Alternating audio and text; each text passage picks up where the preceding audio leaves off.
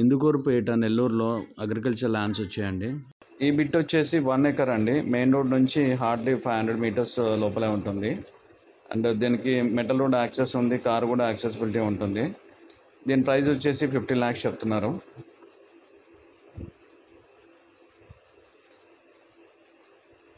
ఈ స్థలం వచ్చేసి కొబ్బరి తోట అండి, 5 years ఓల్డ్. దీని ప్రైస్ వచ్చేసి 40 lakhs చెప్తున్నారు. 3 acres మొత్తం అంతా.